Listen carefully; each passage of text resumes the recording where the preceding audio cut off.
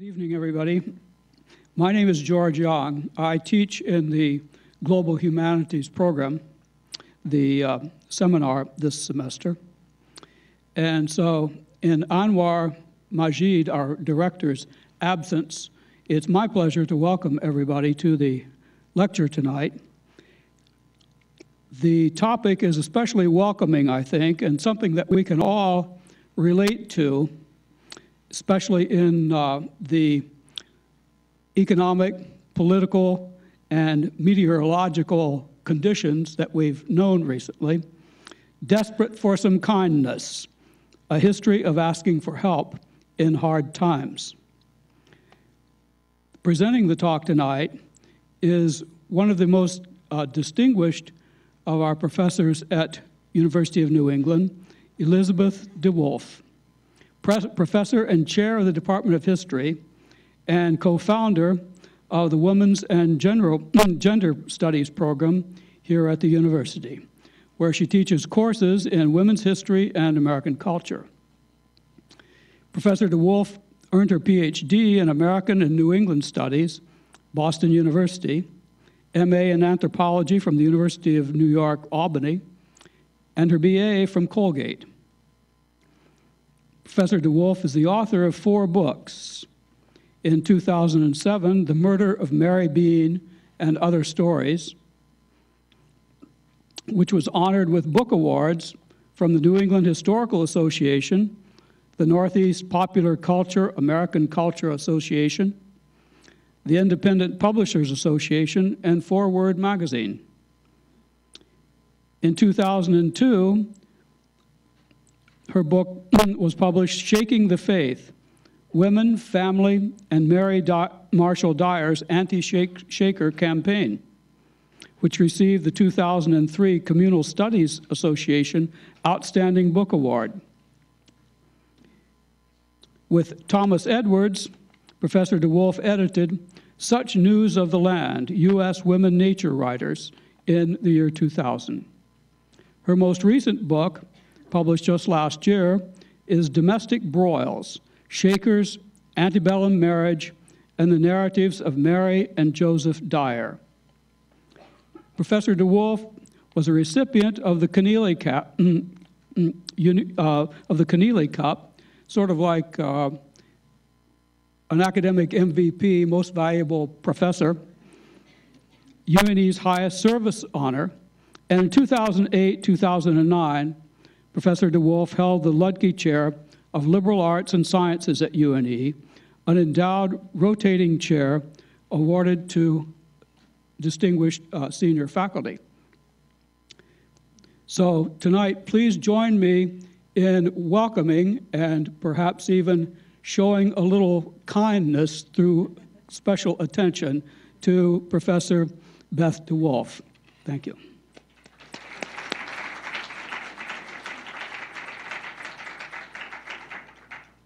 Thank you, George, and thank you to Anwar Majid for inviting me to this intellectually rich and thought-provoking series. Now, it's always flattering to be invited to speak about one's work, and when Anwar initially invited me, he assured me I could talk about anything I wanted to, and this was a year ago. And so in that kind of generous situation, scholars can go 2 ways. We can speak about our completed research, a topic that we know well and that's tried and true, or we can use these kind of invitations as kind of a kick in the pants, as an opportunity to finish that essay or start a new project. So tonight I'm actually going to do a little bit of both. I'm going to touch on some old work, and then I'm going to explore some new. So I'll start with a story. This is a story about a well-dressed businessman who asked me for help in a Washington, D.C. metro station. It was a beautiful April day. It was actually just about a year ago. I was on sabbatical, and I was eagerly anticipating another day's research tucked away in the Library of Congress. As I completed my subway ride and headed toward the exit, a businessman caught my eye. He explained his dilemma. His Metro card did not have enough cash on it to exit the station. So he had to add value to it, but he only needed a few cents. But the kiosk kept rejecting his crumpled $20 bill, and he had no other cash. Could I help? Did I have a 20 I could exchange with his? Now, who hasn't been the victim of a difficult vending machine, an uncooperative scanner, or a worn-out magnetic strip? So I reached into my pocket and I pulled out $1, hoping that it would give him enough change and prevent him from becoming DC's version of Charlie on the MTA. And as I departed, I started to turn left and then realized I had meant to go right.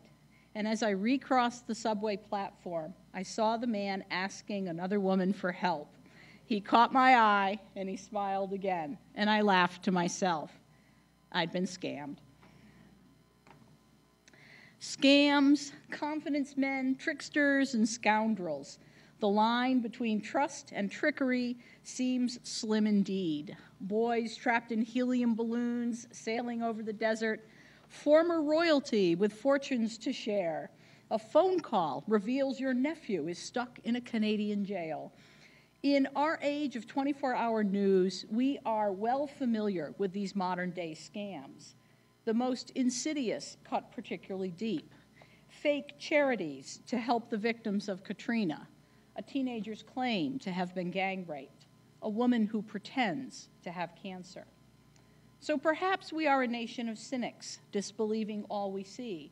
Or perhaps we are a nation of optimists, believing that $1 can make a difference.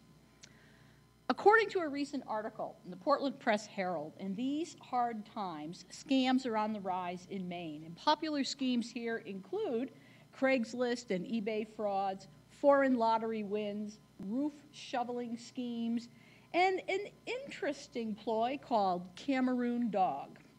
So tonight, I'd like to talk a little bit about asking for help and how that has intersected with print culture. And this is by no means a comprehensive history, nor, I hasten to mention, the subject of extensive research. This is more some reflections on the commoditization of desperation, born out of my research projects that have examined collectively the way women have found themselves in print, how ordinary women have endured extraordinary events and found their very lives as subjects or as authors or as both as a commodity. Now, we're very familiar with that idea today. The plethora of so-called reality shows begin with the premise that real lives are interesting or engaging or perhaps even educational, and that people, some people, viewers, cable providers, or advertisers will pay to watch these lives unfold. In my own research on anti-Shaker activists and on mill girls, what has struck me in these stories has been the way, since early on in the antebellum period, people's very lives become saleable. They're commodities to be sold hot off the press to eager readers. So tonight we'll talk about two antebellum era stories of asking for help. The first is that of Mary Marshall Dyer, who in the early 19th century begged for help in retrieving her 5 children, which she claimed were held against their will with a perilously dangerous group, the Shakers. Estranged from her husband, Dyer found herself legally and socially invisible and without a viable means of support. So using the power of print, she reaches out to a public audience, pleading for help. As does Leonard Trask, known as the Wonderful Invalid. Trask, who was from the town of Peru in Oxford County, Maine, turns to print after he develops a terrible chronic illness. So both Dyer and Trask use print to carry their tales, but they carry their own pamphlets, going door to door seeking the help they need. But are they believed? Do we trust them? On what basis do people give them the help that they seek? And as rural life gives way to urbanization, there are new opportunities and new challenges in asking for help. So we'll think a little bit about Horatio Alger's novel, Ragged Dick, and how this wildly popular work, set in the rapidly growing city, suggests a new set of skills needed by the up-and-coming young urban dweller, in particular, a degree of cynicism. And finally, we'll end with a return to the personal plea for help, the direct approach of seeking assistance, cardboard sign in hand. So we'll begin in the early 19th century with an interesting man whose name was Absalom Blackburn. And Blackburn styled himself a modern pamphleteer, as he, like many others in the opening decades of the 19th century, took pen in hand to craft a narrative sharing his unusual experience. In his case, his time living with the Shakers of Ohio and Indiana. He wrote to salvage his reputation after his dalliance with what was still a suspect group. He wrote to grind his own axe. He was angry at the Shakers for their failure to pay him for his communal labor. He even wrote to complain about the housekeeping skills of the women of Kentucky. He begrudgingly admitted that if it's one thing that the Shakers do well, it's keep a neat community. And he no doubt wrote to make a little money. Blackburn wrote and published his small pamphlet in the second decade of the 19th century simply because he could. If you were moderately literate and had a bit of money, you too could be an author. And as the price of paper fell and the transportation networks across the country grew, as printing technologies improved, and as literacy itself rose, it created greater and greater audiences for texts, and placing oneself in print became a not unusual occurrence. So in this printing revolution, print culture provides lots of different texts. There are novels, which were not approved reading. There were religious tracts, which were. And there was an explosion of newspapers and histories and biographies, and a genre not quite top-tier literature, personal narratives, these stories of ordinary people who endure extraordinary events and suffered silently as a result.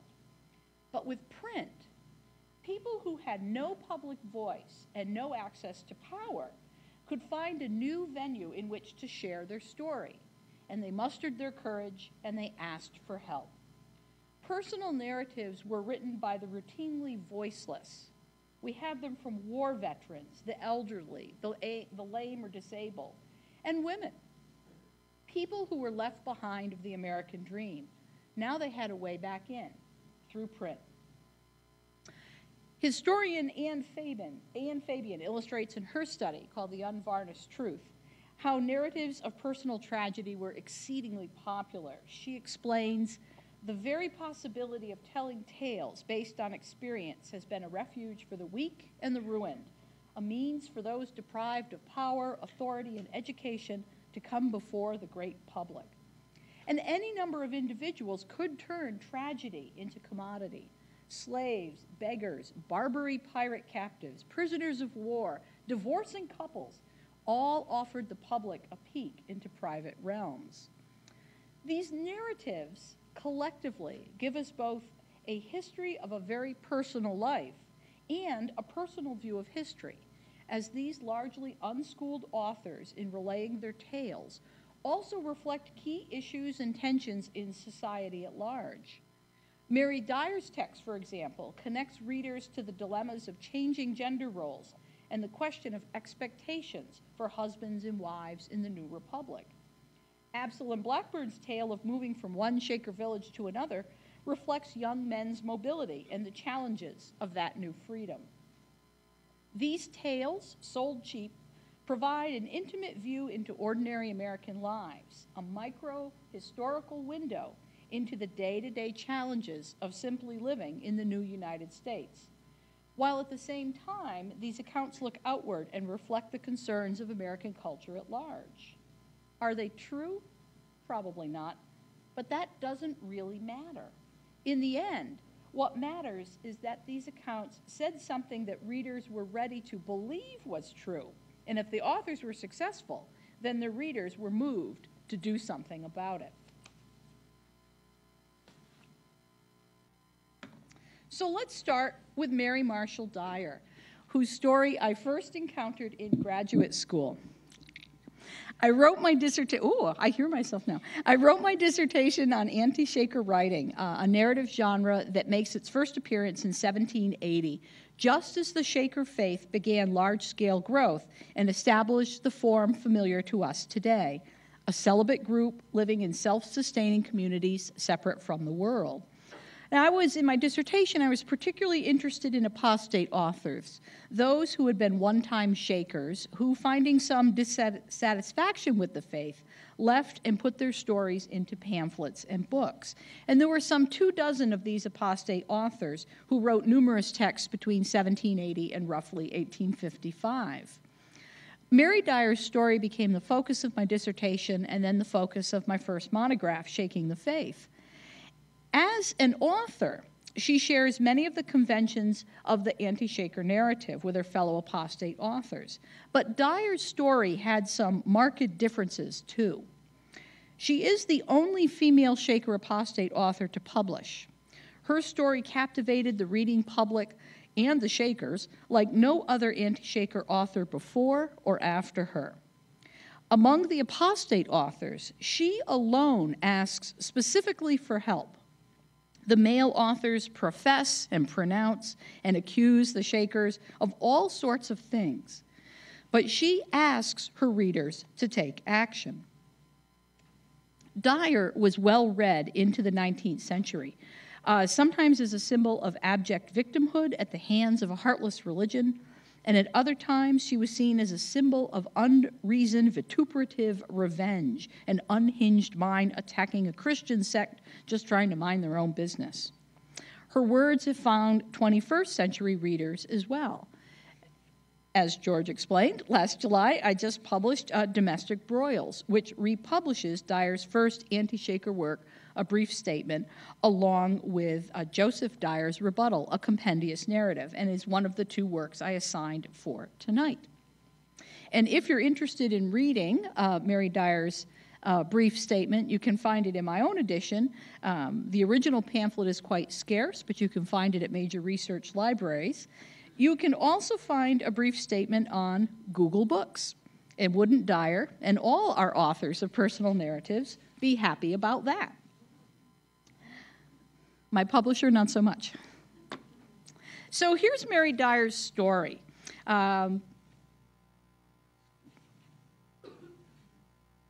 We'll back up a second. There we go. Here's Mary Dyer's story. Mary Marshall was born in 1780, and she was one of 12 children.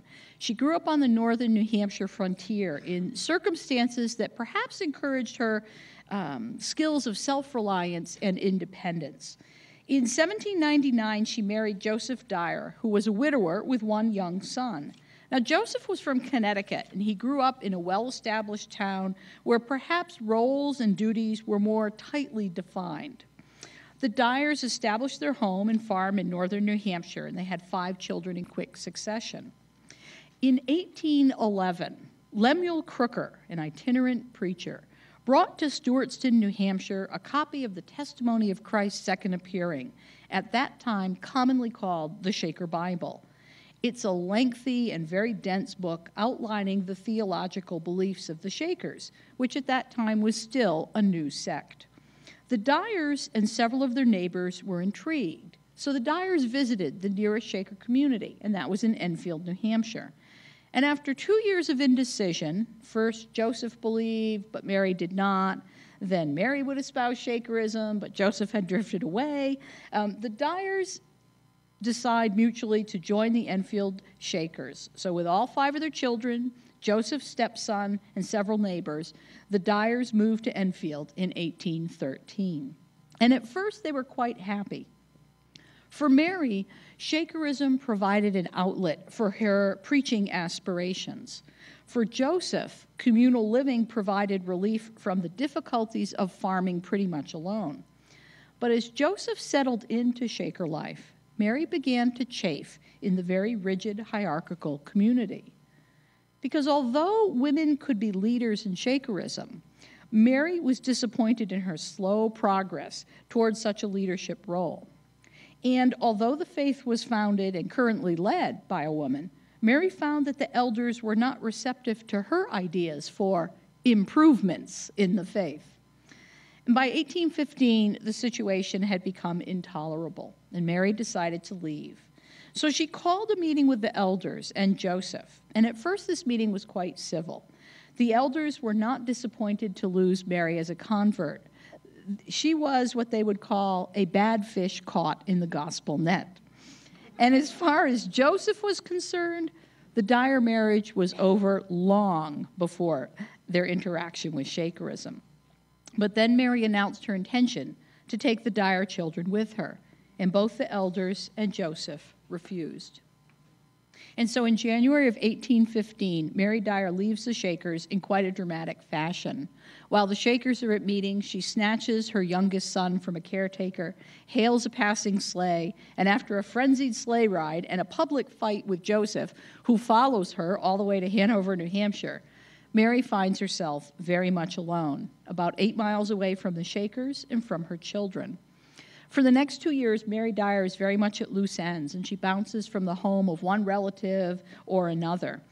Joseph does provide a series of homes for Mary, but he hires her board at increasingly distant places, 8 miles away, 28 miles away, 100 miles away. And Mary's anger and frustration continues to grow until 1817, and that's when Mary petitions the New Hampshire legislature for help. She wants the legislature to force Joseph to support her, and this was very routine in the period. Citizens in need of assistance would write a petition seeking redress from a host of problems, from property disputes, labor claims, and in New Hampshire, marital difficulties. Mary's petition failed, but she learned an important strategy. Use pamphlets as a way to tell your story to legislators in advance of your formal petition, a way to prime the pump, so to speak. And if the public wants to read that pamphlet and even pay you for it, perhaps you'll gain their support as well. So Mary Dyer publishes a brief statement in the summer of 1818 in advance of her second legislative hearing. The Shakers were caught off guard, and initially they could only publish a very short remonstrance or rebuttal to her claims. Joseph's text would not come out until about 6 months later, in the winter of 1819. The argument in Mary and Joseph's paired texts come down to this. Who broke the marriage agreement? Was Mary a good wife? Was Joseph a good husband? Did Joseph adequately support Mary? And should he still support Mary, even though they were estranged? Now, these texts are not legal documents in a divorce trial per se, but both Mary and Joseph well understood the social expectations for husband and wife and the standards for divorce in New Hampshire. Their works mirror divorce pamphlets of the day, which in fact is another genre of personal narratives. They document the collapse of their marriage, and the accusations they level at each other are geared toward winning a divorce case. But what makes these particularly interesting reading back then and now is that the Shakers, a celibate, closed community, forms the backdrop of this debate. Publishers took great advantage of this and of this salacious tale with a public peep into two private realms, a marriage and the Shakers. Advertisements in the newspaper urged, read both sides, and indeed, the public did. But Mary needs help. She's married, but without her husband. She had no legal or social identity. She could not enter into a contract on her own. She could not buy or sell property. She could not contract a debt. She has no control over her children. She is legally and socially invisible. So when we look at her title page, we get some insight into the case that Mary is trying to make for herself. She highlights her own name, which by then was very well known because of her reports of her legislative petition in the newspapers. And the other big word is Shakers. There we are behind me. One thing that she emphasizes is her authorship, and she uses the phrase, written by herself. And this phrase is loaded with meaning. First, she's establishing literacy, that she wrote it by herself. This was not ghostwritten. This is not fiction. This is not a novel. She wrote it. But she wrote it, and she wrote it without any assistance. And in a later portrait, which appears in her next book, Mary reiterates her literate status by her pen in hand. But written by herself has another meaning as well. She's a married woman because of the suffering she's endured, And now she is by herself. She wrote this, but by herself. Not with her family, not living with her husband, not with children surrounding her, but alone, by herself. A married woman alone, a mother without her child. This was just not a social category that should exist in the early 19th century. So Mary is drawing on your sympathy, but she's going further on this title page. To make sure that we understand that she's truthful, she adds affidavits and certificates. And she also uses the Shakers' own words against them with a declaration from their own publication. Again, indicating that the veracity of her account, that she had actually been at the Shakers, she knew of the Shakers, she has their publications, and she has affidavits to support her. So all of these things set up the reader to believe that Mary Dyer is going to tell us a truthful statement. Since leaving the Shakers in 1815, Mary had told her story to groups of friends and then friends of friends, carefully shaping and framing her narrative with each telling. She spoke in churches, she spoke at camp meetings, she met other former Shakers who were all too happy to share their tales of woe, and then introduced Mary to other former Shakers, and she slowly built a network of support. But she needed money, she needed action. So to get help, she needed to show herself to a wider audience, and to an audience that had real power, to show herself to be a good wife and mother, and that she had upheld what came to be called by later scholars true womanhood. True womanhood were virtues that marked a true woman, the hallmarks of a true woman. Mary displays each of these attributes in her text. Early on in her narrative, Mary asserts that she can tell a true religion from a false one. She is pious. When Shaker books first arrive in the Dyers community, Mary recalls, "This was astonishing and disappointing and the first information I ever had of the Shakers. Strange as it was, Mr. Dyer was induced to go and see them. I had strong impressions that their belief was contrary to the gospel. It caused me great grief to see him enraptured with new imaginations." In later writings, she describes how she made a deal with God when 2 of her children had the smallpox, and that she would be pious if he would let her children live. Dyer quotes scripture, and while at the Shakers, Mary described how she prayed alone in a room while the Shakers were at meeting, and her prayers were so powerful that it shook the elders. So piety, one of the hallmarks of true womanhood. Mary also portrays herself as a pure woman who was horrified by Shaker practices, which included, she alleged, and at this point she had to refer to biblical passages to make these accusations, that some Shakers, in fact, were paired up, despite the pretension to celibacy. She writes, "I pretended ignorance, but oh, I thought you were the basest of the depraved. One of the elders said I must endure a certain scene to prepare me for their holy state, but he did not know as I should be able to endure it and live. Much more was said, but as I have already wrote beyond the delicacy of my sex, in order to give the reader a few ideas of their pernicious practices, I shall state no farther." Mary claimed that Shaker John Lyon was stalking her and that she had been selected to be his partner.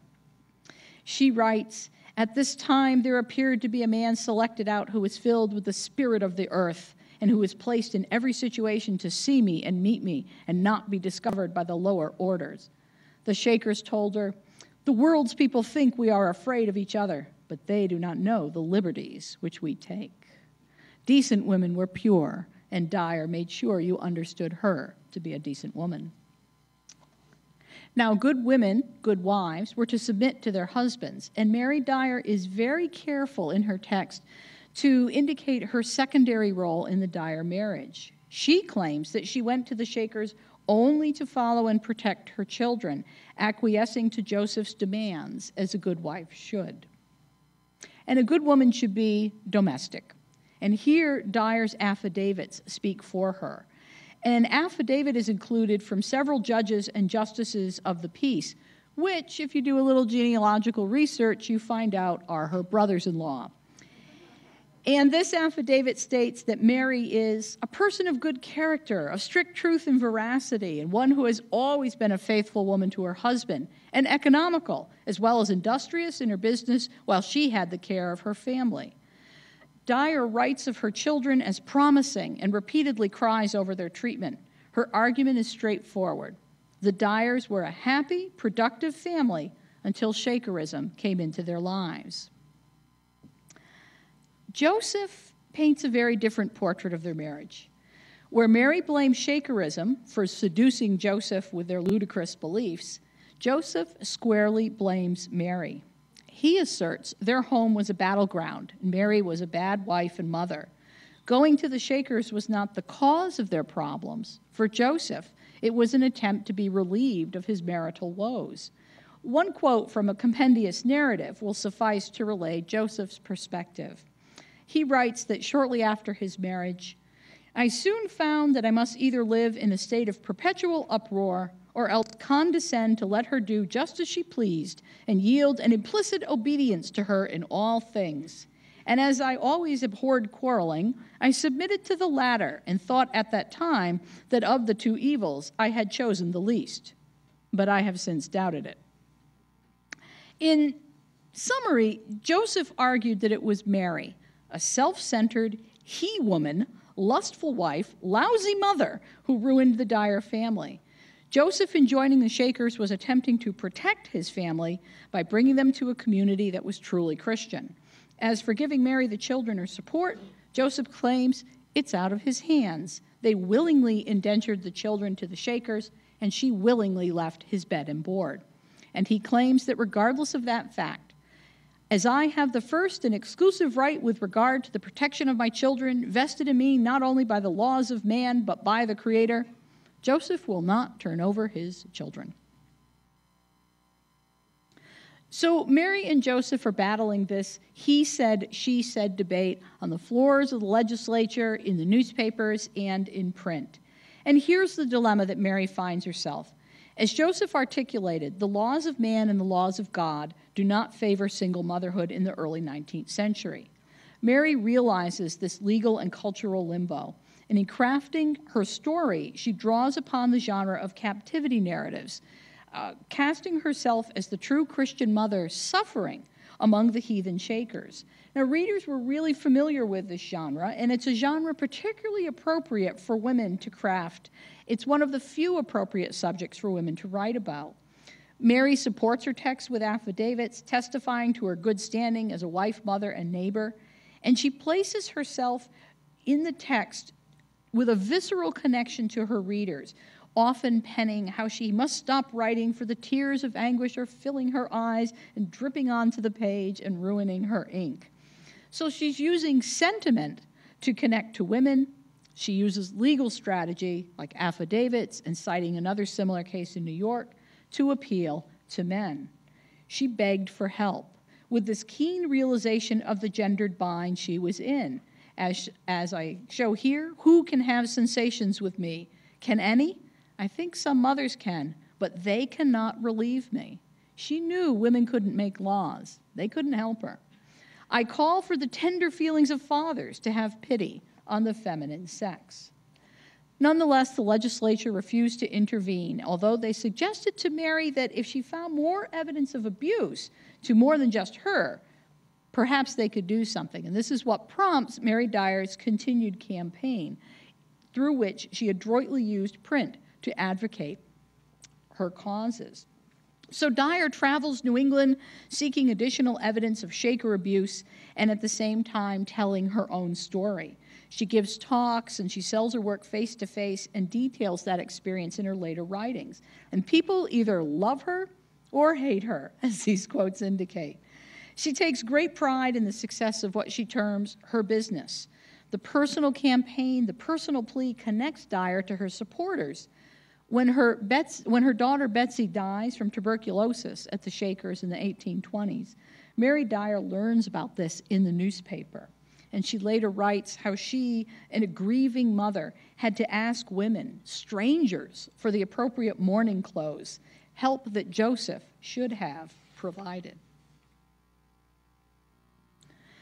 Even the typos on some of her publications provide that connection between author and reader. And this handwritten message appears to be in Mary Dyer's own hand from what I've seen of other accounts, where she writes, "Please to read and understand.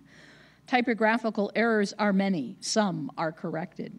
And I've seen several editions of her works where she very laboriously goes through and corrects all the typos. But again, it's that connection between author and reader.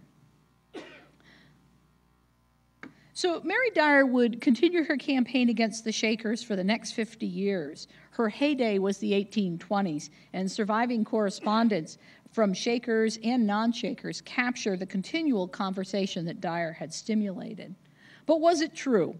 Were Mary's allegations horrid lies or gospel truth? Or was it somewhere in between? In some ways, again, it doesn't matter. What does matter is that a significant portion of readers believe them to be true, and based on that belief, were moved to help her, to help Mary and to help women like her, to answer that desperate plea for some kindness. While a number of anti-Shaker and former Shaker authors jumped into print, not all found success or support. Perhaps it was harder for the public to sympathize with the male former Shakers who could provide for themselves. Or perhaps, as former Shaker Benjamin Green complained when his 1830s autobiography failed to sell well, that readers had moved on to other interests and complaints about the Shakers had become rather old hat.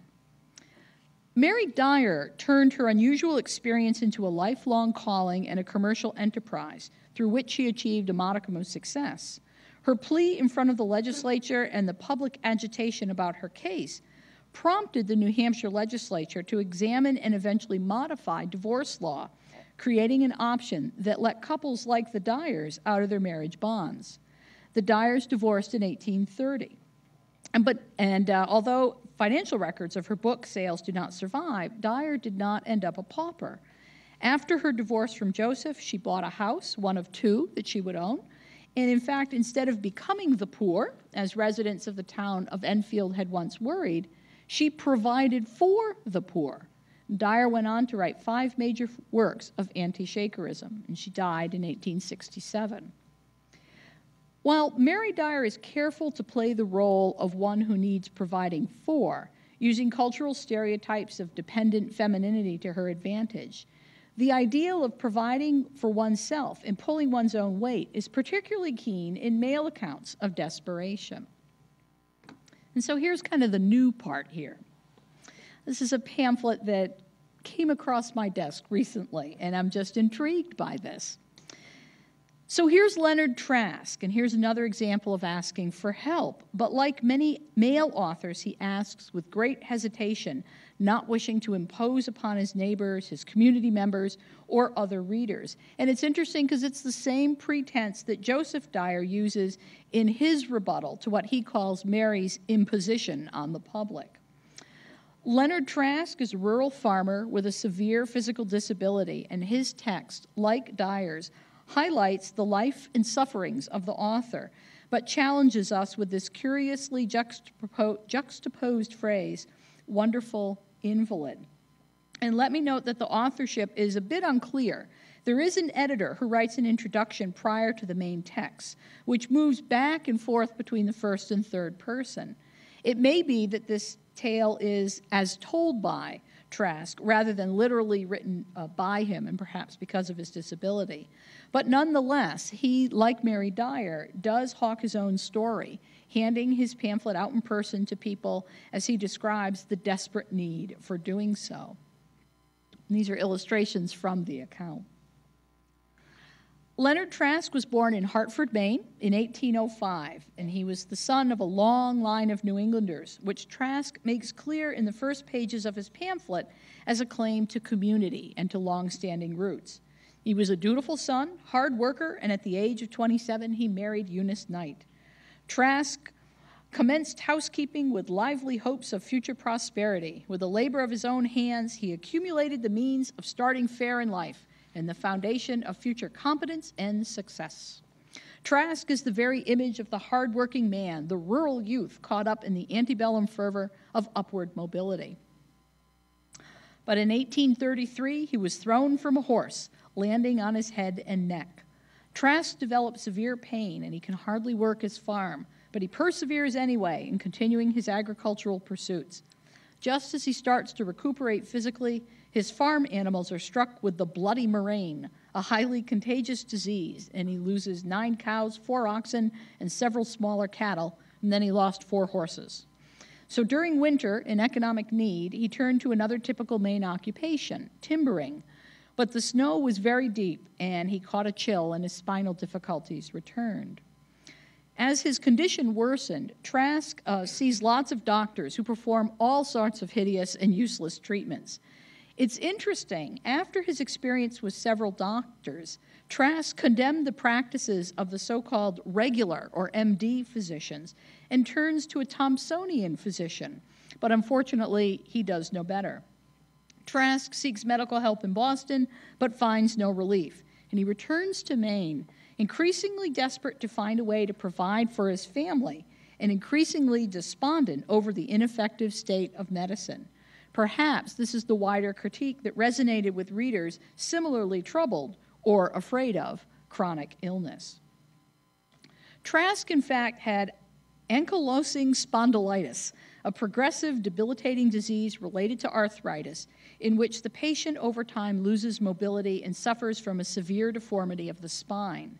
Spinal joints become severely inflamed, leading to severe chronic pain and discomfort. And in the most advanced cases, the inflammation can lead to new bone formation on the spine that causes the spine to fuse in a fixed, immobile position, sometimes creating the forward stooped posture that Trask shows.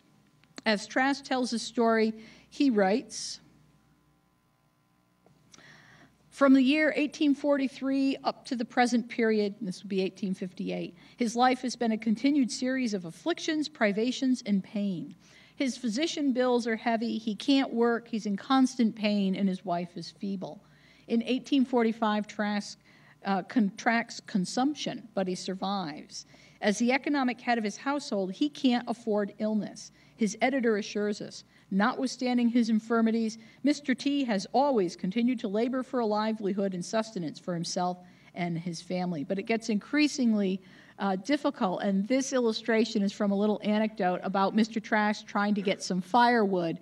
And as he's cutting this tree, the tree snaps off the stump and actually catches him between the legs and kind of lifts him up off the ground. He drops his axe. He can't see because of his stooped position, so he's stuck here. He's basically stuck dangling from this tree. So farming becomes way too difficult, so he turns to peddling. But his success was defeated by his uncouth figure and deformity. The ladies and children were frequently frightened and fled whenever he made a call. This was an unfortunate state of things for a peddler whose manner of deal brought him into social communion with the fairer sex. So in one instance, residents of a house run and hide when he knocks on the door. So Trask lets himself in, and he sits down, and he starts to read a newspaper that he's found on a table. And he writes, "The inmates of the house, having great confidence in the reading portion of the community, soon began to make their appearance from different parts of the house, concluding that anything that could read, very likely, was human." So like Mary Dyer with her raised pen and her assertion of writing by herself, Trask proves his own literacy by reading the paper, and thus demands entrance into, or at least acceptance, by the middle class. In 1853, Trask is thrown once again from a wagon. This time he breaks his ribs and his collarbone. The series of accidents leaves Trask hesitant to ride alone. He's now so bowed over that he finds it hard to guide the horse. But traveling by foot is no easier. He is often the cause of carriage accidents, as he frightens both horses and passengers. In one instance, a carriage owner threatens to flog Trask for scaring his horse and upsetting his passengers, and concludes, "Such a man has no right to appear in the streets." In 19th century etiquette, those with infirmities who were visually displeasing were supposed to remove themselves from public view. So those who are physically disfigured and need help and then actively seek it transgress multiple rules of etiquette, the marker of middle and upper class society and the very population the infirm want to reach to get help. So by his very presence, Trask is marking himself as an other, a different class, and even to some who see him, perhaps even a different species. And this is why in his writing we see any number of pleas to try to make clear that he is, or at least was, of a respectable class, that he was a diligent farmer, he was a provider, he was upwardly mobile. But with his horse-scaring appearance, Trask is disrupting the safety, security, and stability of his community, who perhaps, like today when we look away from panhandlers, do not like to be reminded of the darker possibilities of human existence. Interestingly, the man who tells Trask he has lost his right to use the street adds, but if he must go out, the community ought to furnish him with a horse and sleigh, pointing out the failing of Trask's community to help, while simultaneously deftly moving responsibility for humanitarian response from the individual to the more amorphous community. And this is not unlike Mary Dyer and the town of Enfield, who get caught up in her complaints about the Shakers and complain to the legislature about the wives of Shaker husbands roaming around town, crying in the streets and disturbing the peace. So we see here a familiar contemporary refrain: someone ought to do something. But no one was doing something for Dyer or for Trask. And so they ask, annoyingly, repeatedly, persuasively, and craftily, for help. Despite the lack of community intervention, Trask maintained his spirit, he claims, and he raises 7 children and protects and provides for his family.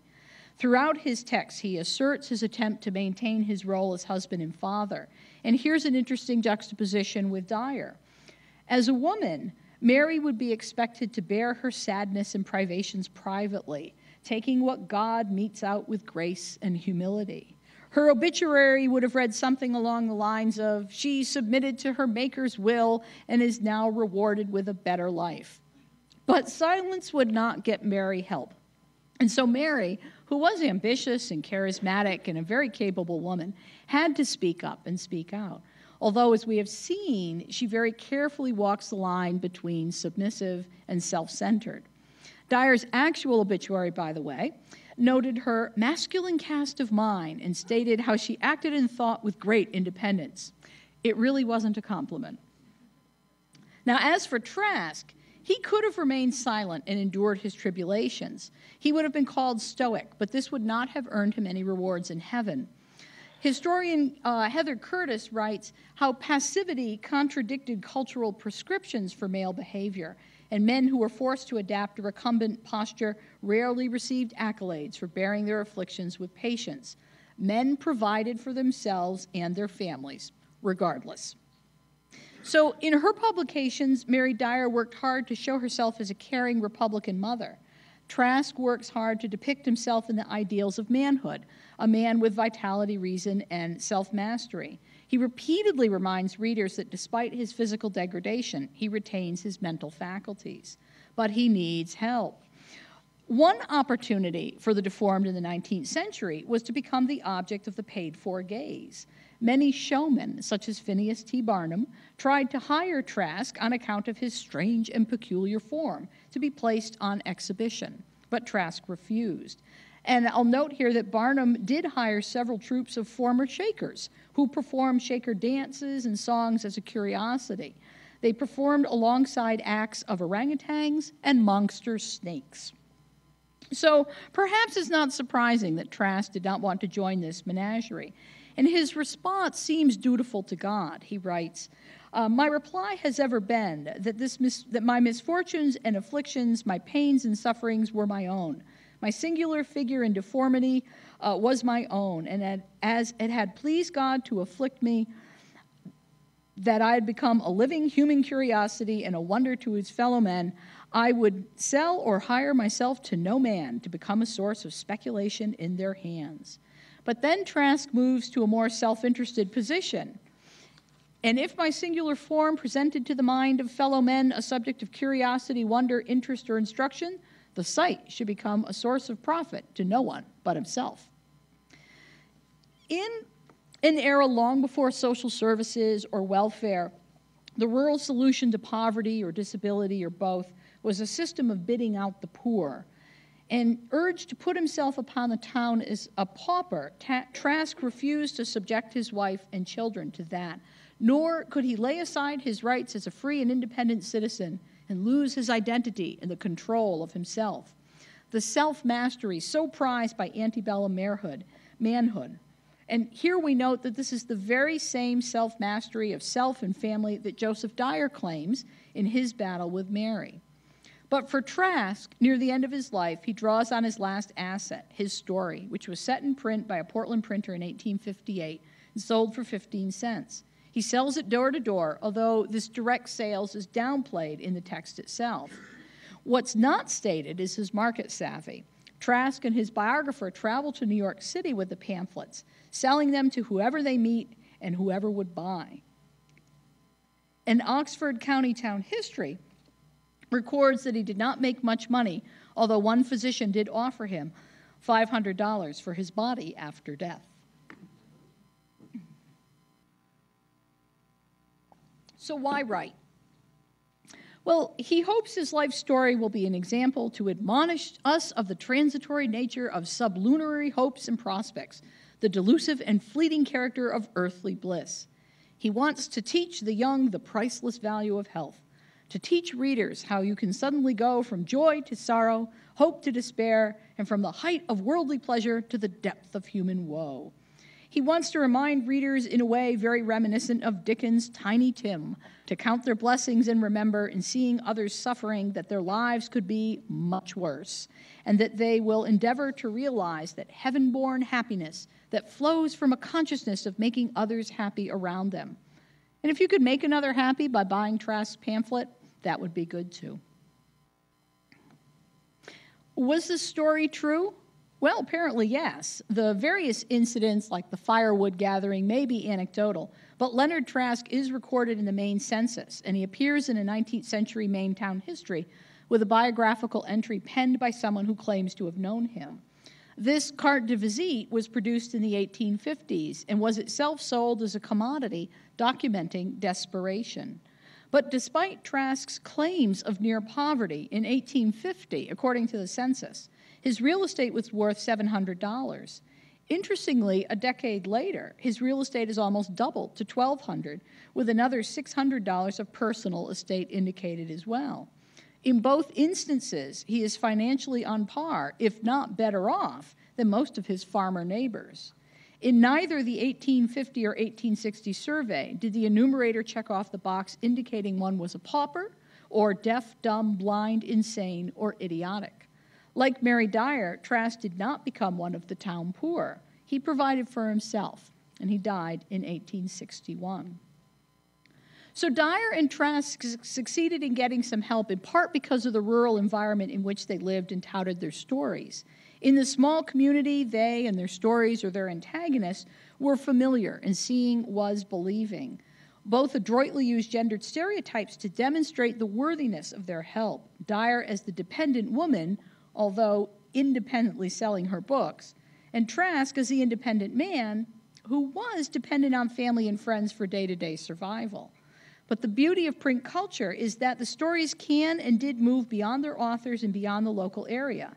And both Trask and Dyer's pamphlets survive to present day, telling us that they were read and saved and reread by subsequent generations who never knew these sufferers. And so by the mid-19th century, the market was flooded with stories of tragedy and romance and murder and other horrors, as a sensational press, both in newspapers and in pamphlets, fed a willing market for tales of woe. Personal desperation and tragedy continued to be commodified, but with industrialization and urbanization now aimed at a national audience. So thus, individual stories become fodder for print in a way different from the days of Dyer and Trask.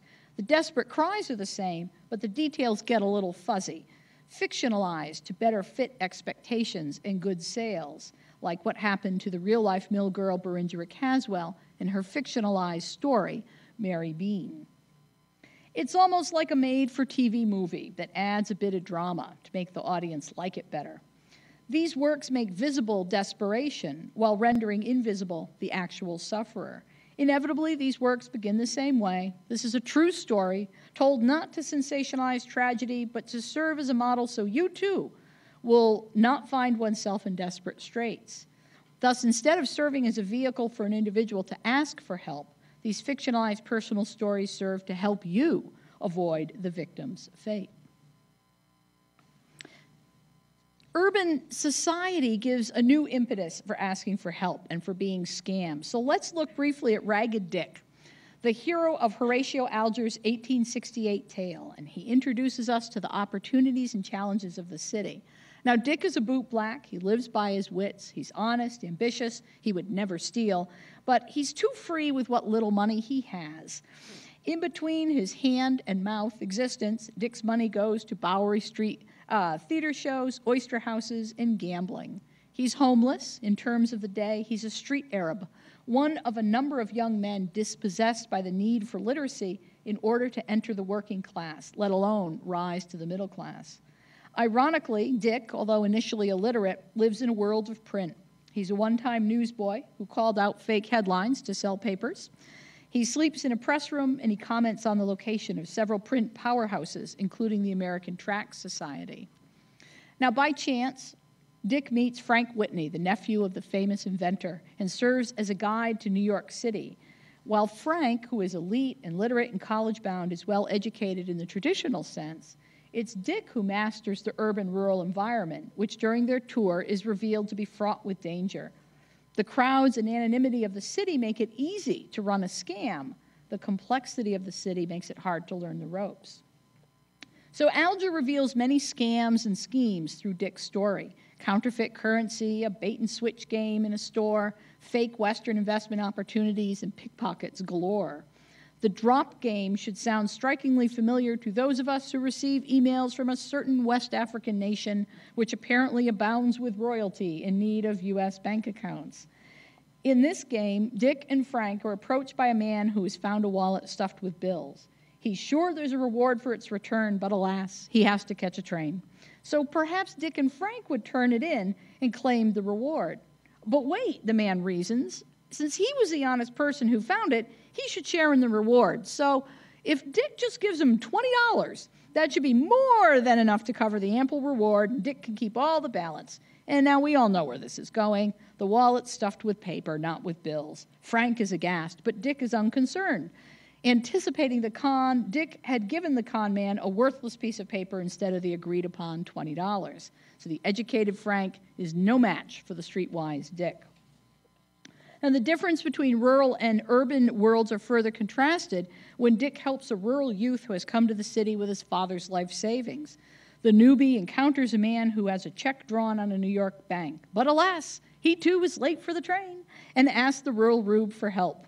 He'll sign over the bank draft in exchange for the cash. And once the bank opens, the rube can cash the draft and all will be square. The con man helpfully points out the correct building with grand columns and takes off, naturally with the life savings. But it, too, is a scam, and by the time the rube encounters Dick, he's lost his father's money and soon learns that he's been ripped off. The draft is a fake, and the so-called bank building behind him is no bank at all. Dick calls the rube a baby, too green for the city. So Ragged Dick introduces the reader to an urban world of danger, a danger that had grown exponentially as populations rose. The danger is also antebellum Americans' great opportunity, the ability to reinvent oneself, to take on a new identity. Ragged Dick himself does so. By the end of the book, he is Richard Hunter and has achieved his dream, respectability. But how could you tell if someone's identity were genuine?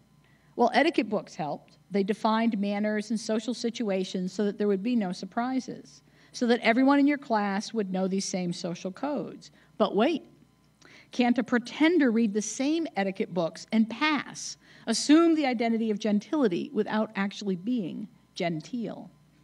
And what about those asking for help? As capitalism steamed ahead, the division between the haves and the have-nots continued to grow. Immigrants found the streets were not paved with gold, and legions of young men from the rural countryside found the same situation, as jobs were few and hands were many. Beggars became a frequent presence on the crowded streets, and opportunity abounds to what historian John Casson has called sham afflictions, turning sham afflictions into money. Shameless self-advertisers, cunning merchandisers of their own misfortune. Some of these social counterfeits even crafted reversible signs with multiple disabilities displayed so they could match their affliction to the particular audience at whim. For 19th century urban dwellers, the issue of social counterfeits and scam artists was economic. You wanted to avoid being ripped off. But it was also, critically, about identity and the stability of society. Again, as Casson writes, the presence of criminals and social counterfeits undermined the basic assumptions of middle-class life. They suggested that character was not permanent, but malleable, that identity was not coherent, but fragmented, and that social appearances were not dependable, but subject to the most cynical manipulation.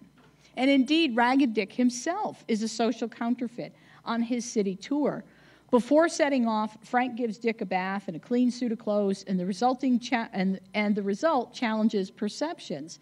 Dick's homeless friends fail to recognize him, and when one does, he threatens to beat him up because of his class-hopping pretensions. On a crowded streetcar, Dick and Frank are accused of picking the pocket of a lady. The conductor and all the patrons agree that neither Frank nor Dick look the part of a ruffian. The poor boy turned respectable had to return to his ragged clothes later in the story in order to retrieve a letter from the post office. When Dick is clothed with respectability, no postmaster would believe he was the Ragged Dick indicated in the address. The frauds of the city were well known in guidebooks, in manner and etiquette manuals, and pages of fiction, all warning neophytes of the dangers of shifting identity, and if you failed to heed that warning, you would indeed be in need of help. So Dick is able to master the urban environment. He does not ask for help, though he needs it. He's the literary model of the self-made man. He can tell truth from fiction, and he succeeds because of that. He is, of course, a bit of a scam artist, but his rags to riches story, or at least rags to respectability, set a powerful motif in American mythology of upward mobility and of the malleability of identity. But he also teaches us to be suspicious and to offer one's trust frugally.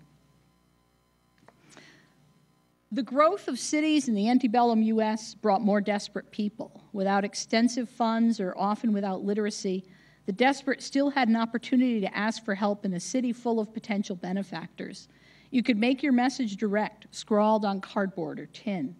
Of course, we're very aware that cities were teeming with truly desperate people, but it's that realization that presents the opening for opportunists. And these direct pleas for help do not end in the 19th century. So we're going to jump to the end of the 20th and return to the personal plea, a low-tech, person-to-person ask. The collector and antiquarian bookseller Michael Zinman assembled a fascinating collection documenting hard times and those troubled by them. His collection of cardboard signs reflects some of the same themes we've seen earlier and are emblematic of that person-to-person connection that Dyer and Trask relied on. These signs are tiny stories of desperation, of failed ideals captured on cardboard. They're rendered a commodity when Zinman himself buys them.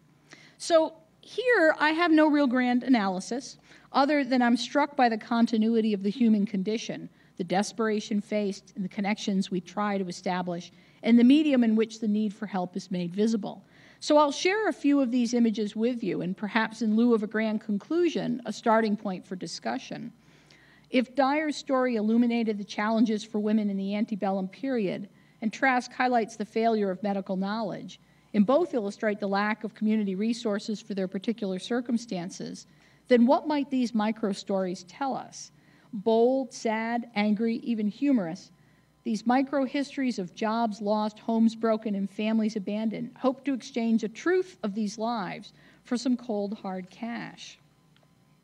So I'll show you a few of these from the Zinman collection. And there is a website where you can see a lot more of these, and I can share that with you if you're interested. So here's a story that gives us the title for this talk, Desperate for some Kindness. And can you read that? This is a story about a poor woman whose backpack was stolen. She lost her bus ticket. She lost everything, and she was even punched in the head, which was doubly unfortunate because she had just had brain surgery. And she adds to her sad tale her assertion that this is her truly her last hope and resort. And she also adds a postscript that we should try and understand it isn't easy asking strangers for help. She adds a little diagram, a little picture in the center of a sad, smiley face with a hole in the center, and perhaps that's her brain surgery, an injury from being punched in the head.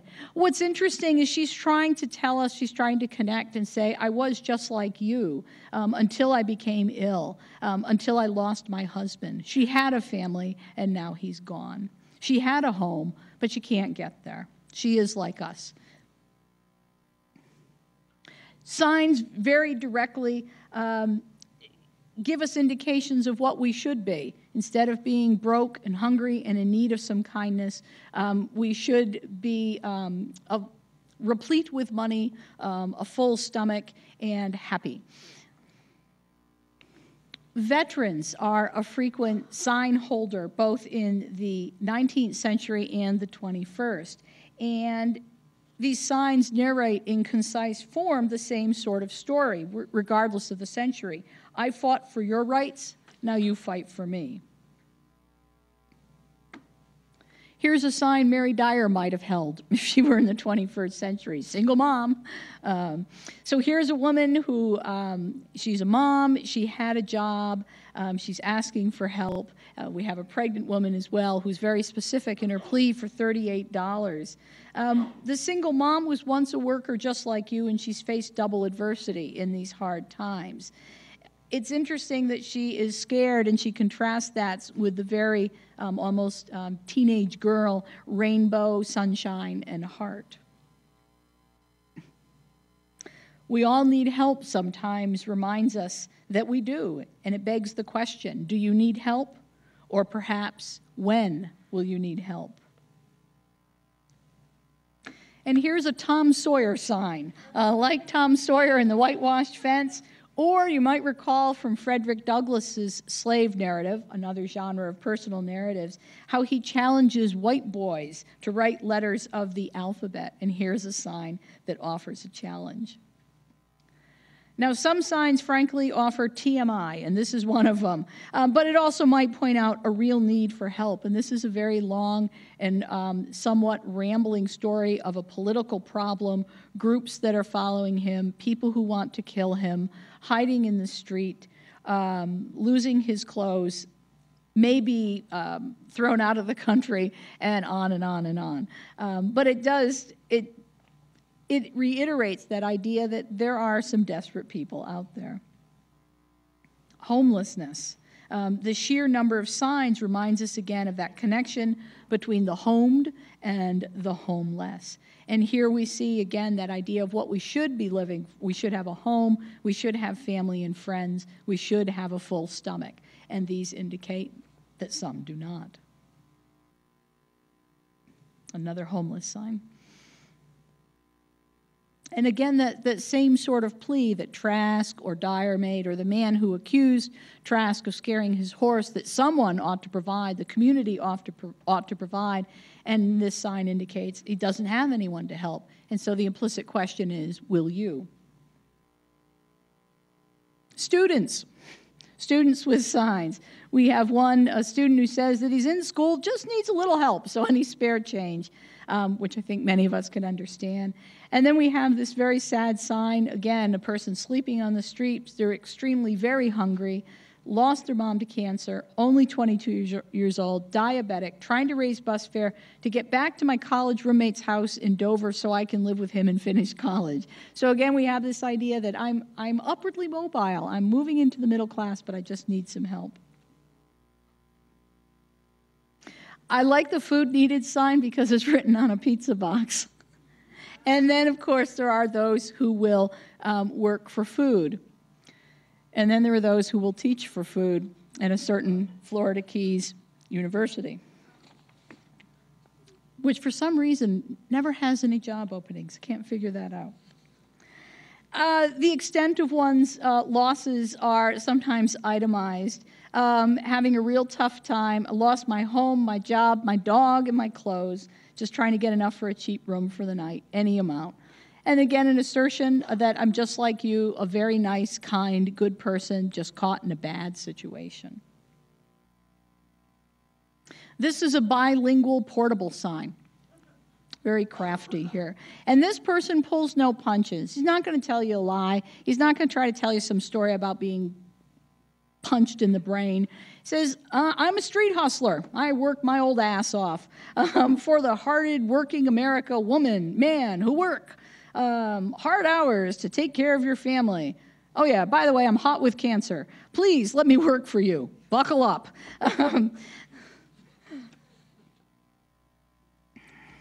And then we have the ones that are very creative.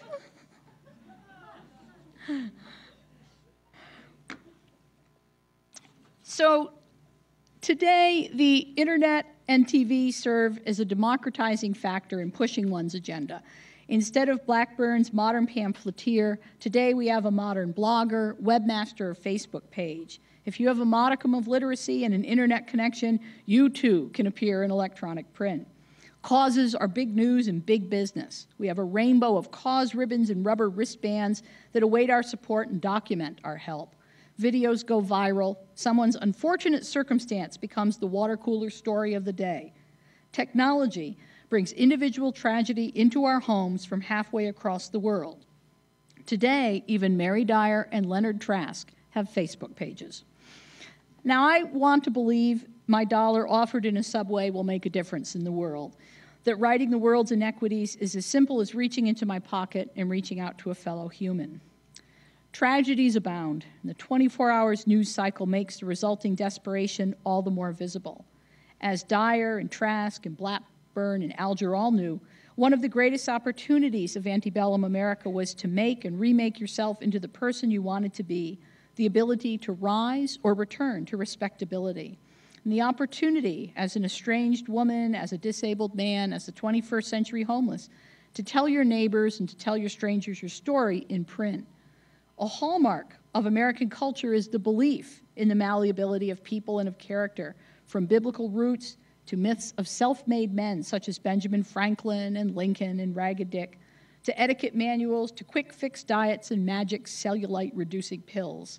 Americans can remake themselves, seemingly at will. Yet, the malleability, the ability to change, works in both directions. If your husband joins an odd religious group, if you become deformed, if you lose your money, your job, your clothes, and your dog, your presence becomes an uncomfortable reminder of the fragility of our cultural and individual stability, that our identities and lives can change in a heartbeat. Tragic events can change your home life to homelessness. Illness can change you from healthy to pitied. When you lose all your other assets, all you have left is your story. And in our capitalistic society, one response to tragedy is to throw money, through guilt or through fear or through generosity.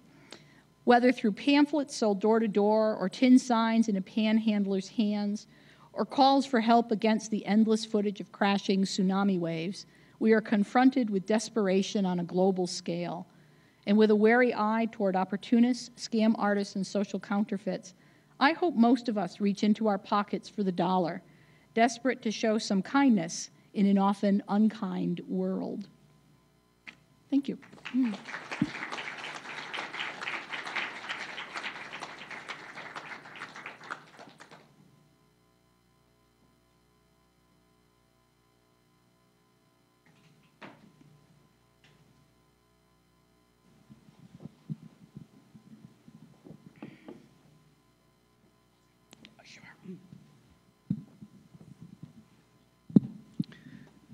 If you have questions, please hold up your hand and one of our students will bring you the microphone. Speak into the microphone, please.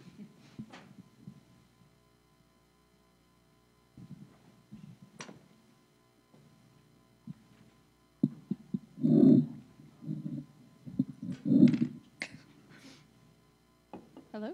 Is it working? Yes. Thank you, Beth, for a wonderful talk. Very thought-provoking, a lot of interesting connections. I wonder, because I've been looking at this a lot lately, about the idea that personal narrative becomes a particularly feminist form of criticism.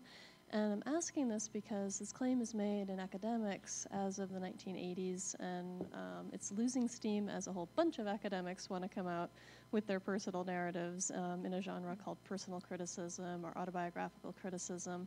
But the story you've presented to us stretches this way back, in Mary Dyer's case especially, as not just someone telling their story as it is, but telling their story with a pretty biting social critique attached to it too. So I wonder if you can say more about maybe how that genre is informing your work, or it may be working against your work, the kinds of things that you're discovering. I think that's the thing that really intrigued me about Mary Dyer's story when I first encountered it, is it was much more than just a sob tale. And I think, when we look back into the early 19th century, or the antebellum period, the height of these personal narratives, there were hundreds, thousands of these. But only a very few, I think, were read beyond their immediate moment. And I think it's works like Dyer's that make that transition, because there is that social critique. So in terms of shaping what it is that I do, I would have to thank Mary Dyer for kind of showing me that way, because I really look for that, what are readers responding to when they see this? On the one hand, with the Mary Bean pamphlets, you've got a good salacious story of a dead mill girl. But again, on the other hand, the reason why this genre becomes so popular is it touches some sort of fear or concern that's already in the popular consciousness. So these tales aren't telling people something new. In many cases, they're just reaffirming what people already believe to be true, whether they're articulating that or not. So at least in my own work, when I see these tales, I'm always, I'm drawn to tales that to me speak to larger issues. And that's why Trask's tale to me is particularly interesting, because of this critique of the medical profession at a time period when you have competing philosophies of medicine, the allopathic physicians and the botanic physicians. And to me, that's really interesting and curious, and something that we touch on still today, that idea of chronic disease and any number of sufferers who will say, I just want to know what I have. I just want to know what I can do. So it's that larger window, I think, taking these stories as a microcosm of society, but at the same time blowing them out into larger issues. But I think you're absolutely right about Dyer. Dyer argues for a very traditional image. She wants to be a mother to her children. But she also frames it as saying, I want the just rights of women. She's not talking here about suffrage, but she's talking about agency. She's talking about the ability to control her own life. And for all her pretensions of, I followed Joseph and I was just trying to protect my children. No, she went to the Shakers because she wanted to be a preacher. That's why she went. She wanted her own religious agency. She wanted her own agency as a mother. She wanted her own agency as a woman. So I think you're absolutely right that there is this, I don't know if I'd call it pre-feminist or proto-feminist, or just a really savvy woman who very keenly understood you can get sentiment from women, but boo-hoo, that's not going to solve the problem. She needed laws. She needed laws and judges and legislators to help her.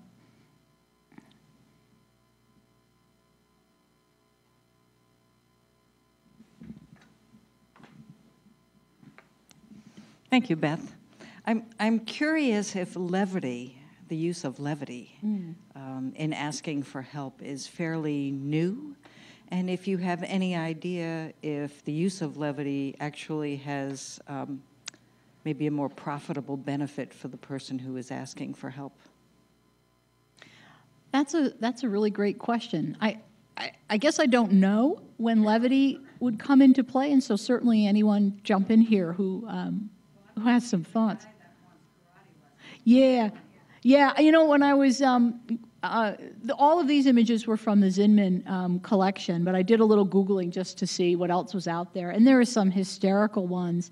One of my favorites was, this is a sci-fi geek reference, but if any of you are fans of Battlestar Galactica and remember what Cylons looked like, they were kind of silvery robots that, human actors inhabited in the show. And there's a great one of a Cylon on the side of a street in Hollywood, and he's got a sign that says, former Cylon need help, replaced by computer animated graphics. And I thought that one was beautiful. So I'm thinking of the 19th century accounts that I've read, and I haven't seen any that are intentionally humorous or that I think are intentional. I find some things funny, but I don't think they're intended that way. But certainly we see a lot in the cardboard signs today. I don't know, that's a really good question, Marilyn. I'd be interested to see what other people think. Would you give more money to someone who said they were punched in the brain, or would you give more money to someone who's destitute? But then again, we could think back, now that I'm thinking of that, you've got that Tom Sawyer motif that you're drawing on. I bet you can't whitewash this fence, and even, Frederick Douglass, who's not using it humorously, but as a tool to advance his own literacy, challenging white boys, like, I bet I know more letters than you do. It's like, oh, you do not. Here are all my letters. That's...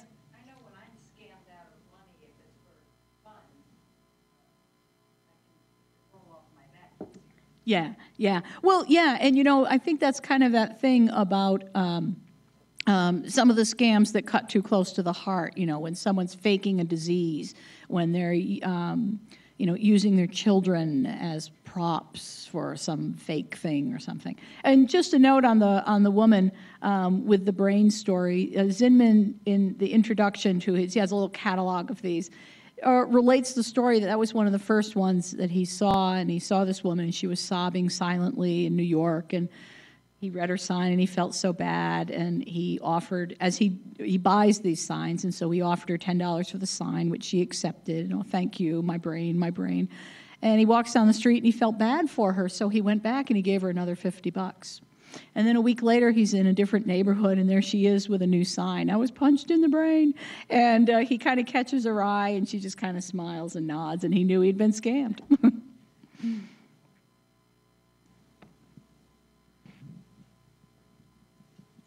Hi. You mentioned that Mary Dyer recognized that you need men to get laws and legislation, whereas you got sentiment from women.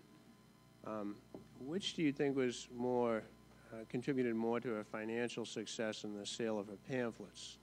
The sentiment from women or approaching men for change? That's a really good question.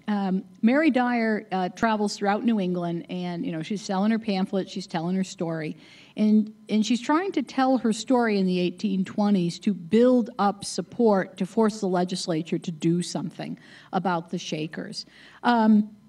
But she goes to Boston, and what's really interesting is the way she gets to important people, like the governor and the mayor of Boston, and the governor of Massachusetts, the mayor of Boston, and several important legislators, is that she goes through the women. She goes through the wives. And when you read one of her accounts, she lists all these, I saw Mrs. So-and-so and Mrs. So-and-so and Mrs. So-and-so. And so I went to a city directory and I plotted out in a Boston map where they all were. And then I realized, wow, these are the wives of printers, of leading businessmen. She portrays that in her book as getting sympathy and support, especially after the death of her daughter Betsy, and how these women give her mourning clothes and mourning jewelry. And so she's trying to say, see, I have to be in the company of women in order to get what I should as a mother. But reading between the lines, you're hanging out with the wife of the governor of Massachusetts, the wife of the newspaper publisher of the big Boston paper. You're getting to them through women. So which is more effective? In some ways, I think, using her networks of women was effective to get entree to the larger areas of power. Ultimately, it's the change in New Hampshire divorce law that frees her and gives her her independence. But that's a great question. I'm going to go with women. That's going to be a good essay question next time I teach a brief statement.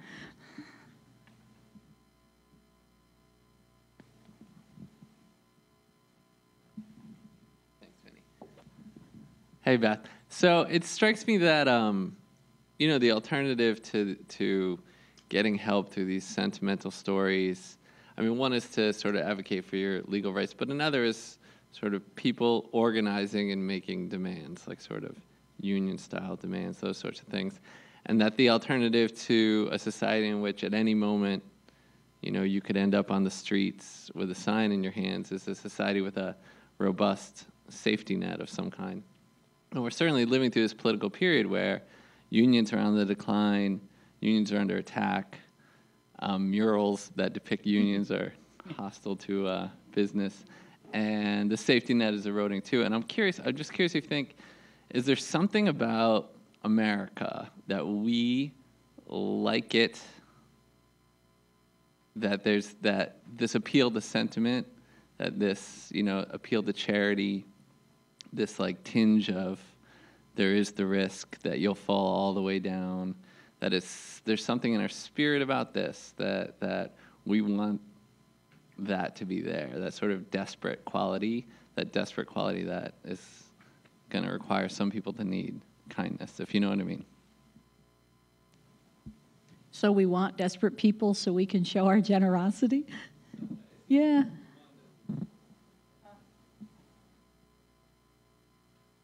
That's interesting thought. Feel free to jump in here. I kind of think about that. I don't know. It provides a mirror. It certainly provides a certain mirror for us to constantly evaluate ourselves and our own generosity and where we see ourselves and, the human condition. That constant reminder of there, but for the grace of God go I. I think in some ways it's a way to measure our moral progress as individuals. I don't know, I'm kind of stumped on that one, Brian, so please jump in here. Anyone? What do you think? I'm constantly amazed. I guess I'm constantly amazed by the sort of like how robust this particular style of American politics is, which is like government is bad, government is the enemy. A safety net is actually a trap. Yeah. And it seems to have incredible resonance in our politics. And so, I don't know. If I figure it out, I'll be famous. Okay, Leah, let me know. Yeah.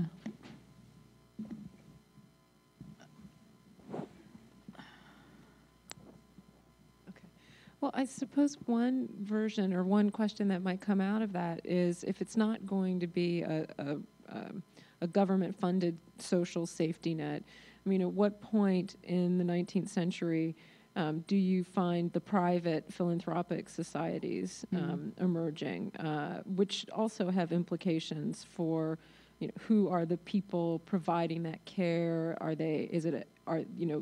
Victorian outreach programs, basically? Yeah. And what it would be the difference then between someone, at least in the examples that you've given, both the 19th century and 20th century versions, it seems as though, again, yes, it's individual agency being emphasized. That person is asking for help from a body of people, but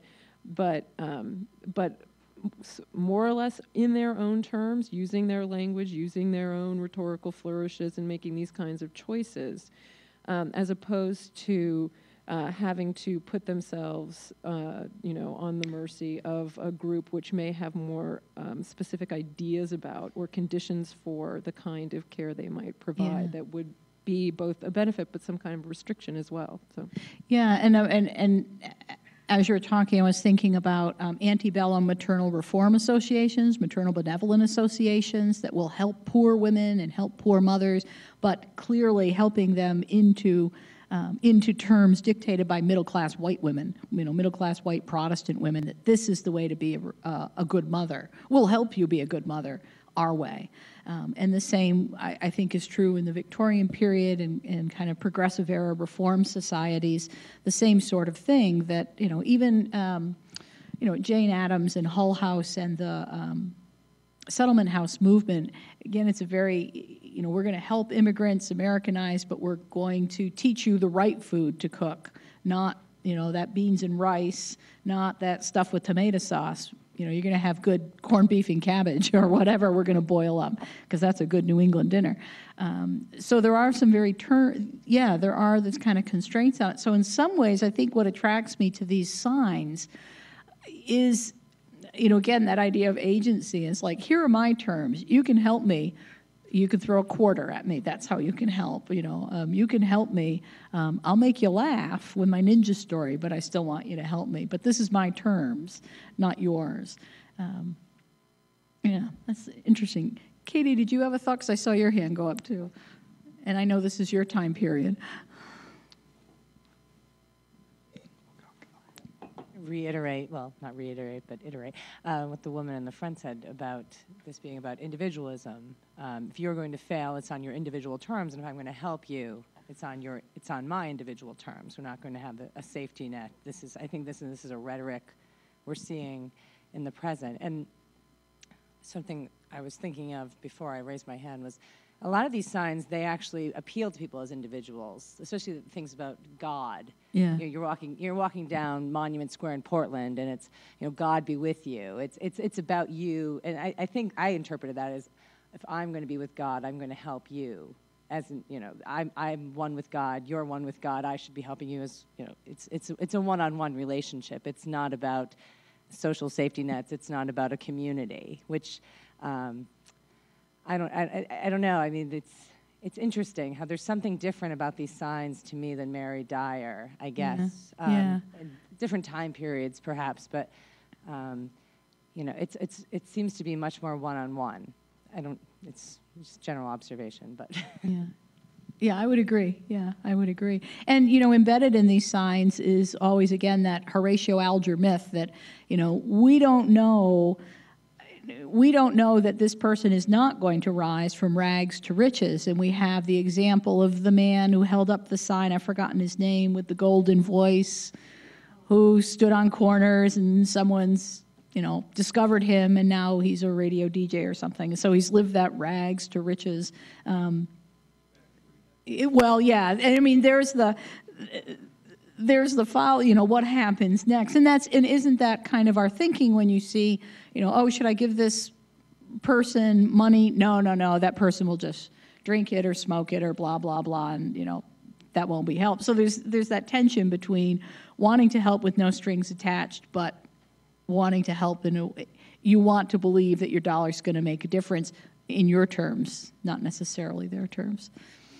Beth, we have a question from Anwar, remote. He says, hello, Beth. Thank you very much for a stimulating and moving presentation. Your talk shows that great ideas can be perfectly combined with compassion and kindness of the highest sort. Could you reflect a bit on whether America's strong tradition of self-help works against or complements America's rather exceptional, in my view, culture of philanthropy? Thank you. Anwar. Hi, Anwar. I'm remembering the question. So whether our culture, our long tradition of self-help goes with or goes against philanthropy? Works against or complements America's rather exceptional, in his view, culture of philanthropy. Wow.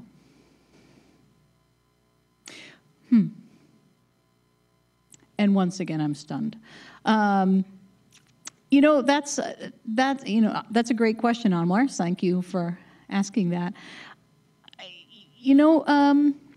I guess I have mixed feelings about it. I mean, we do have this fabulous culture of philanthropy that supports just about everything we can imagine.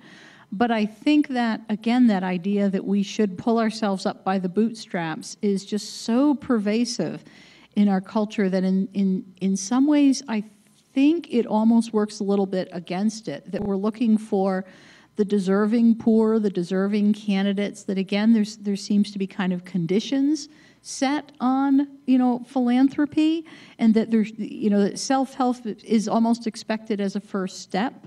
You know, and going back to Dyer, there's that tension if she helps her, and she found this when she helped herself and provided for herself. The courts would say, well, clearly you're not destitute because you're well fed, you're well clothed, so Joseph must be taking care of you enough. If she said nothing and was truly destitute, then no one would hear her.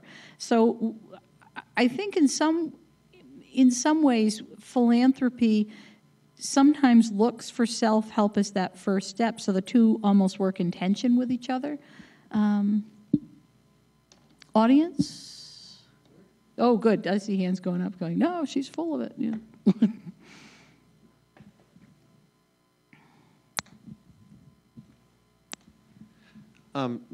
Not being a historian, and maybe I'm inaccurate in terms of sequence, but if I'm not mistaken, in the late 1800s, early 1900s, the society attempted to handle this sort of poor, disenfranchised, and disabled folks by warehousing them out on the fringes of society. And large state institutions were developed, some which still remain. Pineland would be an example of that type of an institution where folks could drop off a disobedient wife and proclaim her to be mentally ill, and she would reside there until somebody came to save her. And then right around 1920, there was the moral movement where there was an attempt by health professions and occupational therapists to begin to work with the disabled and to rehabilitate them, or to find ways to improve their lives and reintegrate them into society. And then in the 60s, the Great Society provided a lot of fund to return all of these folks back into the community, wherein government and political agencies abandoned them. And so we're back to the cardboard signs in the street and people, begging, for help and some human kindness, where in fact, the government did attempt to do that. I think it sort of gets at what Brian was asking earlier. And I don't know that this is a question other than if you have a response to that. And philanthropy has been in and around that. It has, tried, and there are some very successful examples of philanthropic attempts to solve these problems, but there's always sort of a pullback, and right now we're faced with sort of an overabundance of this type of appealing. Yeah. I'll stop talking. Okay. And I think Beth wanted to say, and from the health professions, so we'll. I'll jump in first because I'm holding this, Eric, and then I can pass on. Just an observation. I was sort of struck by Brian's question earlier, and it strikes me that, and this just would be a hypothesis, I guess, that maybe there's a couple of different things going on. One would be there's a chronological thing, as John was commenting on, so that sort of across time, discourses of poverty and help might change. But there's also, Brian raises an interesting point, is there a cultural distinction as well? And I'm, as a Europeanist, sort of thinking about the European case, and in the cases that immediately jump to mind would be more racially defined.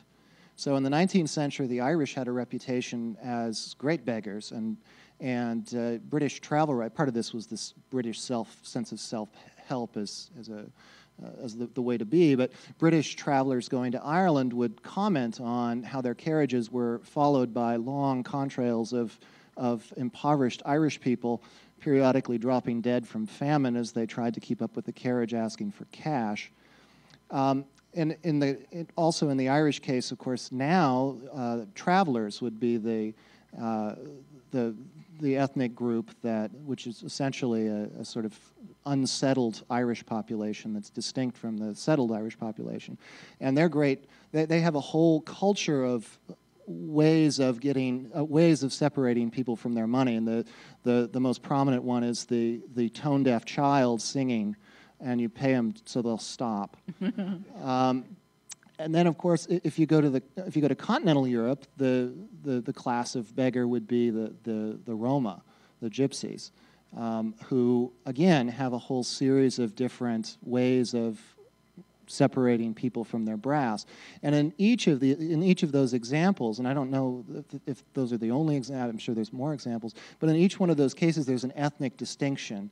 And so asking for money, begging, becomes a kind of marker of ethnic difference, of otherness from the dominant community, and particularly the settled community. So it's just an observation, but it would be an interesting comparative project to sort of look at cultural discourses, and discourses across time as well, and to see how that shapes the request for help.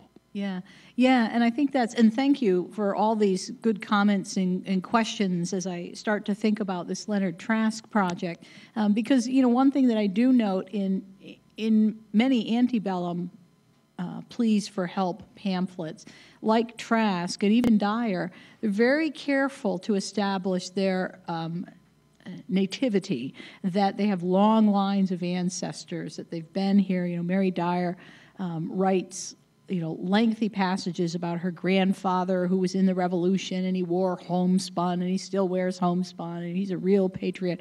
And I think you're right, Eric. I think there is something especially as we get into the 20s, 30s, 40s in the 19th century, that there is this class and ethnic distinction being made. So it's something that very much I should pay attention to as we look through the history of kind of changing philosophies of philanthropy.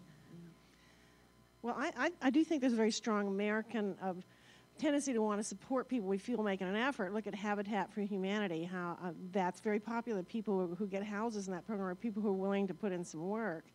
And the scholarships that high school kids get, if they can get through school, then they can go on to college. These are, I watched a show this weekend, The Secret Millionaire. It's the first time I watched it, and he goes on to Skid Row, and he's trying to tell the scams from the people who are really making an effort, and then he gives his money to the three groups that he feels are really sincerely making an effort, and where the people involved are trying very hard to improve their lives. I think as Americans we like that, and we really like the people. I think we might respond. I know I would respond to humor in a sign, because I feel, at least that person's keeping up a good attitude. So I'd give them money over somebody who didn't, who seemed totally destitute. And that's, and that raises a good point that we often see in terms of tragedy. There's that, like the guy said, buckle up, and maybe he meant buck up. But that idea of, keep that positive attitude. If you keep that positive attitude, right, you will survive. And the most repeated word in Leonard Trask's account is persevere and perseverance. Repeatedly, he says, I persevered, despite all of the different tragedies that befall him. And just looking into the area of healthcare, therapists and doctors, we like good patients. Good patients are people who work hard and want to improve. God help you if you're really, really sick and depressed and don't have that drive or energy. Nobody's going to be too interested in you. Be honest about it. Yeah. So I do think there is that. But then on the other hand, like with Japan right now, Japan has not had the people appealing like you had with Haiti so much, or New Orleans, and they're getting less donations, which could be our own financial aspects. But some people are donating so they feel better, not to help the Japanese, because they feel like they need to and that they're obliged to help. Yeah. And so that's kind of a little bit the other side, people helping to help themselves, or getting a benefit from that and feeling, blessing from that, from helping others. So those people are there to help the people who aren't trying, I guess you could say. Yeah. But I do think as Americans we like it. I always think this is a land of redemption. You can do anything as long as you're willing to seek redemption, and then we love it. And there's that malleability that it's, Right. So if you're willing to change your life and redeem, people will just be, throwing help at you, and I find that just remarkable, But there's no doubt that there's a lot of scamming going on right now, which is very unfortunate. No matter how much we educate older people about these, they still fall for them. And I know myself, as I've gotten older, I've tended to fall more for scams. So, hence the timeshares. But this is it is constantly. You constantly have to figure out: am I dealing with a real situation, or am I dealing with a scam? Yeah. Well, just this morning, I won a lottery. And all I have to do is send my checking account number, and the money will be delivered to me shortly. And then there was an email for one of the listservs I'm on, beware, Dr. So-and-so's email has been hacked and you may be scammed by the end of the week, which may in itself have been a scam, I don't know. But yeah, it's pervasive. We have one more here. This is Daniel from Virginia, and we'll close on this one, if it's all right. Any thoughts on the value of anonymity of the desperate? For example, the willingness to give aid to peoples reported by the news whose plight is on the other side of the world versus the clearly disabled man on the street corner. Does distance from the plight assist our comfort level in giving? That's a great question, Daniel. Wow, that is a great question. I mean, there's something so immediate by the person on the street that, that I think in some ways tugs at your heart, but it also frightens you at the same time. I think it's a lot easier to write a check that's being sent to someone halfway around the world. We don't have to confront them.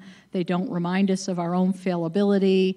They don't remind us that our community has, that this individual has fallen through our safety net. So I think distance does make it easier, I think, to help sometime. As much as we want to help local, there's something very uncomfortable about admitting to ourselves the problems that are right in our own backyard. Because I think in some ways we question, I could be part of this solution, but am I also part of the problem? Once again, thank you very much for a wonderful talk and for responding to so many questions. Thank you.